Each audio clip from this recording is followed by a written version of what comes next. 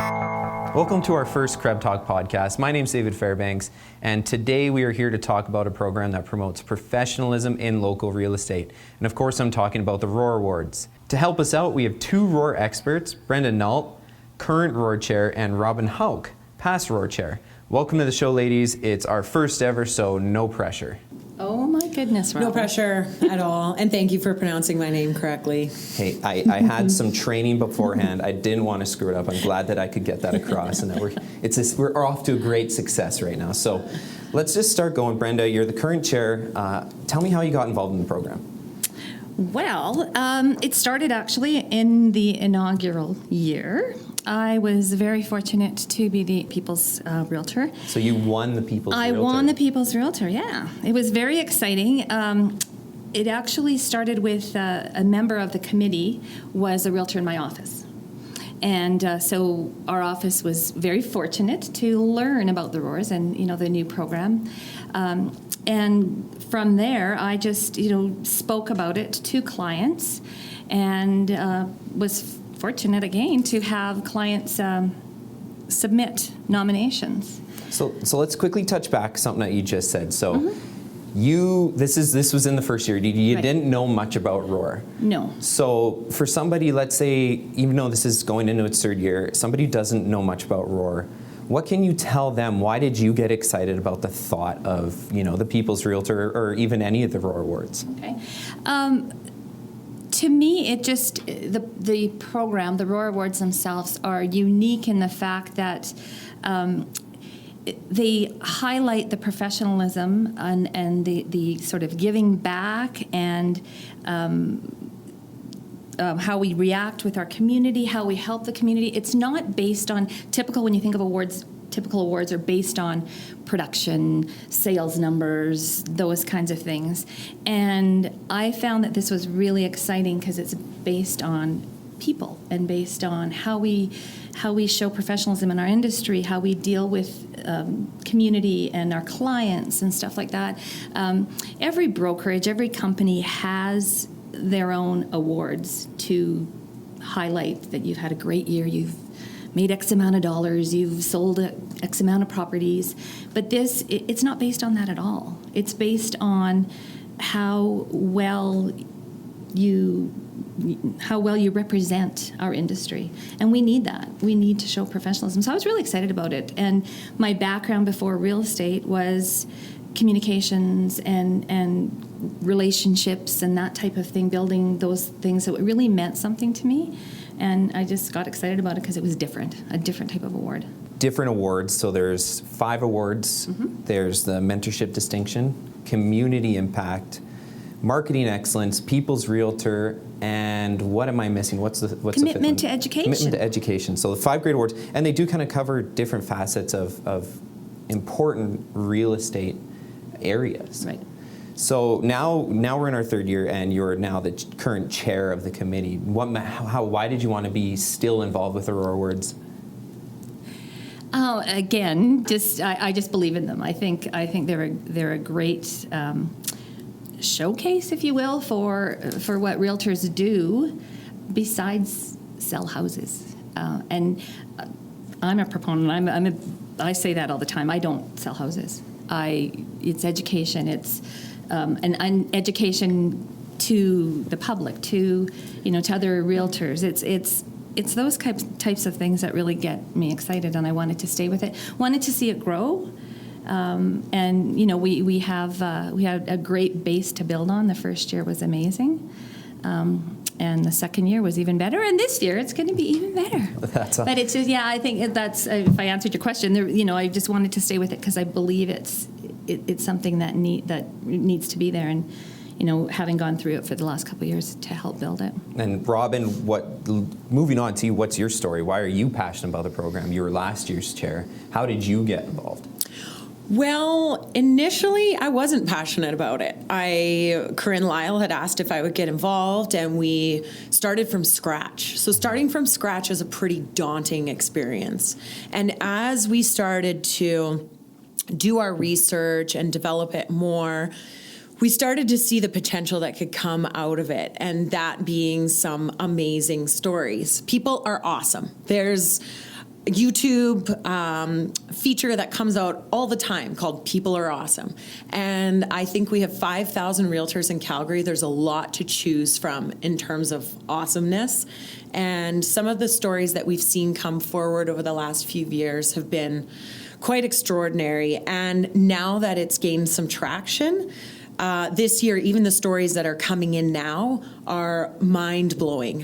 One of the stories that I've read already sort of pales in comparison to some of the other stories that I've read. So that's what's kind of kept me motivated to continue to participate with the Roar Awards and to want to see them grow and to want to see other realtors get involved via purchasing tickets, nominating people, getting other people to nominate you. It's super exciting. Well, this is kind of a different element other than Brenda, where you haven't won an award, but you still really see the value in Roar and you want to be involved in that program. And I think that speaks a lot about the program.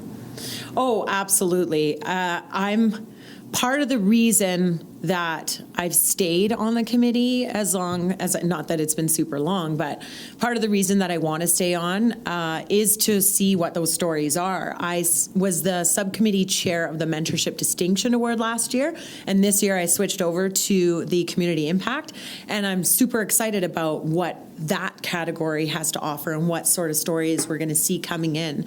There are plenty of people out there that are doing tons of community work. So we're still needing more nominations. We need lots more. It's the more stories that people have, then the better. So I encourage people to nominate for my subcommittee, the Community Impact. A little shameless self-promotion there for that. But that kind of going based on what you were just speaking of is the stories. So this sharing of stories, regardless of whether you might win an award or not, this kind of, to me, that sounds like it's good for the industry as a whole. Absolutely. And, second what Robin was saying, the stories are amazing to read. And I think this is my second year involved on the committee. Obviously, the first year I wasn't on the committee, but I didn't see any of the stories then. But last year's stories were great, and I know the stories are even better. And, as Robin said, there are so many realtors out there with so many great stories. It doesn't take a lot to just step up and, write a little short story about one of your colleagues, another realtor that you see doing something amazing in one of those categories. Well, 4 of them. I guess the 5th one is up to the public. We're a week away from nominations closing, and you already talked about the stories. What have you seen so far in the 2016 program? Well, I think people are starting to understand what the Roar Awards are about. We're now in our 3rd year. Like I said, we're gaining some traction. So I think people understand that we're looking for awesome stories. And some of them that are coming in, like for the nominator to take the time to write a big, long story about the person that they're nominating and to write in-depth details about what their journey has been is quite impressive. And even more interesting is when we get these stories that come in, and then as a subcommittee, we interview all of the candidates. And one of the things that we find unique with all of the candidates when we're doing the interviews is they're so humble about their experience that they don't even want to talk about it. They don't want to sell themselves to us. And that just makes it that much more deserving of these people being in the top.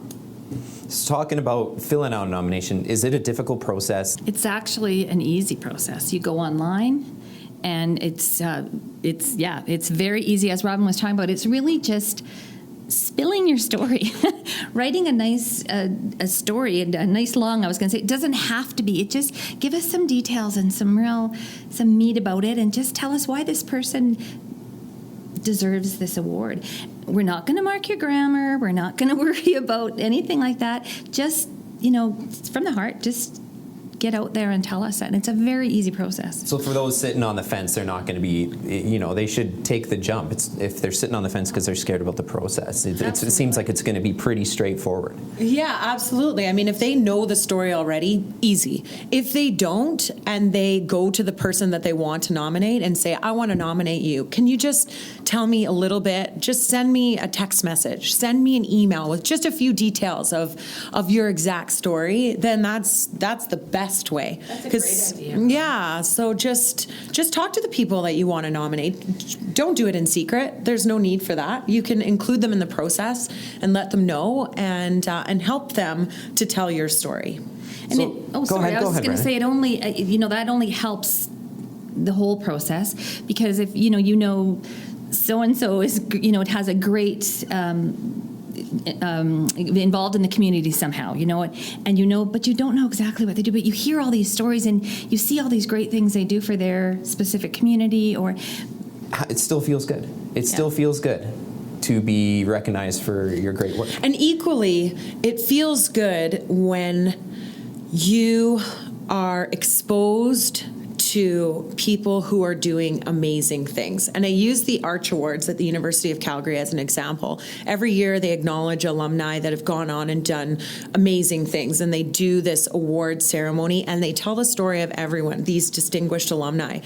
And I tell you, just to attend it and to hear what some of these people are doing gives me as much motivation to do my job, to live my life to the fullest. I think it benefits everyone to participate in the Roar Awards in any capacity. Let's get down to some nitty gritty here. It's probably the burning question. It's the burning question of anything it's a relatively new startup still. We're 3 years in. It's, for the early adopters, people, they jump on stuff like this, they see the value, but let's say you have the people who, might not quite understand, and really what they're thinking is, why the heck should I care about Roar? So let's talk it on 3 levels. So we'll talk about it on the individual level, maybe the brokerage level, and the big picture level for, real estate industry as a whole. So on an individual level, for a nominee or even a nominator, why do I care? So I say, I know somebody who is a great realtor, does so much in their community. This person would probably be perfect for the Community Impact Award. Why do I care to even go through the work to do it? If they're committing countless hours to make our city better, why wouldn't you take 10 minutes to nominate that person, to acknowledge the work that they're doing? It's the least you can do to acknowledge that person for the work that they're doing.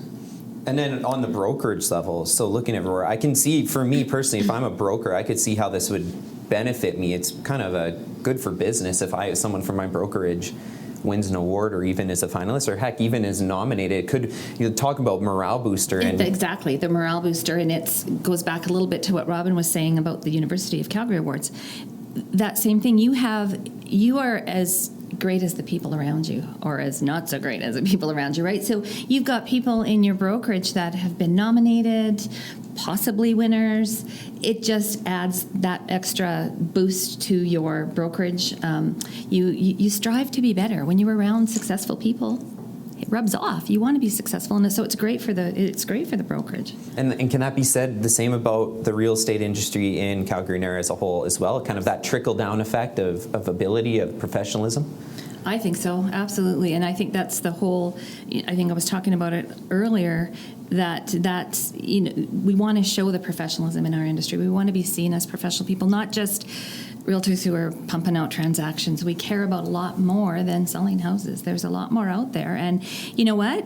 You care about your community, you care about mentoring other people, educating people, taking care of your clients. All the other stuff comes, right? So it does. It's definitely good for the industry as a whole. Yeah, and I think if the public understands, or if it's communicated to the public, that these people, realtors work every single day of the year, and then they're doing all of this over and above it, it can only serve to make our industry better, I think, if the public understands what we're all about. Exactly. Brenda, just to kind of build on that topic a little bit, since you won the People's Realtor, how did you see that affect your business, your outlook as a winner? How did you see what was the aftermath of winning Roar Awards for you, the benefits? Okay. It was great. Obviously all the, things I was able to do with that. I was able to use that in my marketing and talk about it, and having won the inaugural People's Realtor Award, I think it just made people also see that there's that personal aspect to you, that relationship aspect to you, and it helped. It definitely helped. You're able to talk about it, and people realize that there's more to you. You're a much more rounded person as Excellent. a realtor. Yeah. So we've talked about the nominations phase. We've talked about why people should be involved with Roar.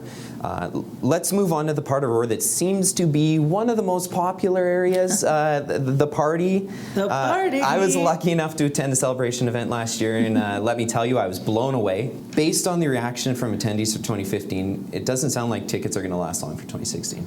I'd be surprised if they do last long. I think it'll sell it. It's amazing, and the venue we're at Spark again, where we were last year. It's amazing. You said it, David. It's classy, but it's fun. It's just a lot of fun.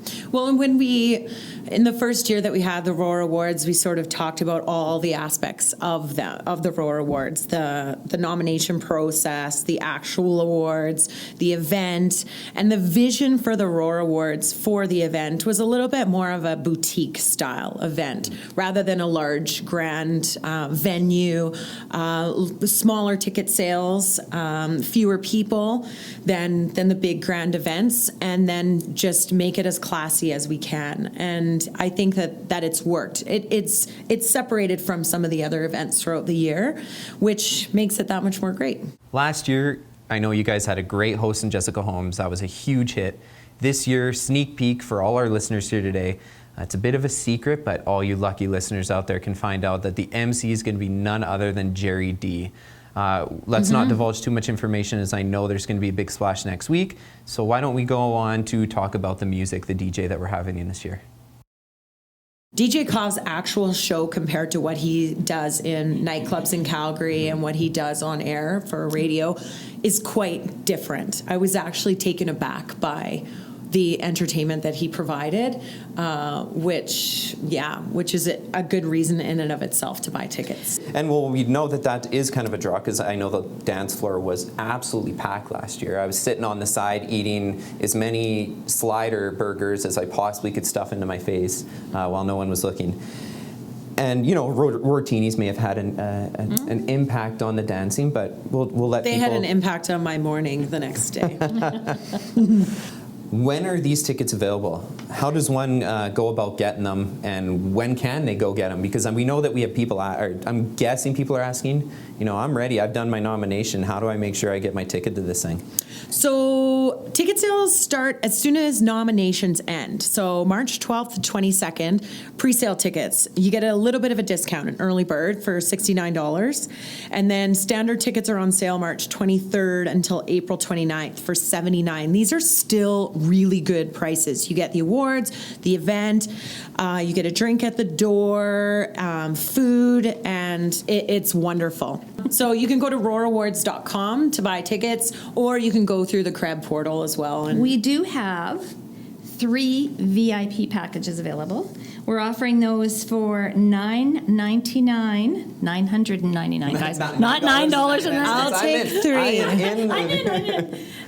And the special VIP package is new this year, and it includes a Lincoln Navigator limousine ride with champagne, and it includes 8 tickets to the event and 8 drink tickets.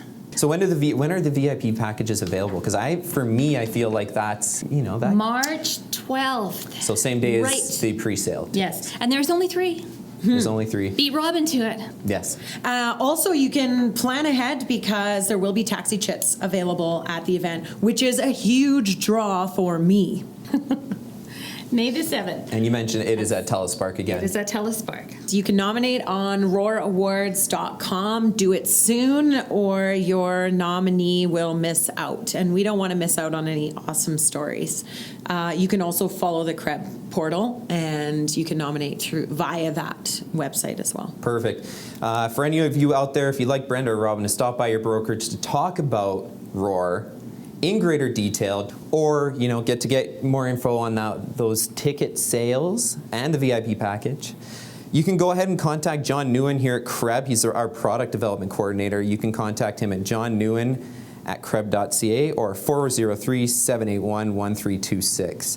Brenda and I are definitely looking at wanting to go into brokerages and talk to people about it and make some suggestions for nominations. So hope that you can facilitate us coming in to chat. Yeah, your weekly meeting will, give us just a couple minutes just to touch on the awards. We'd really appreciate it.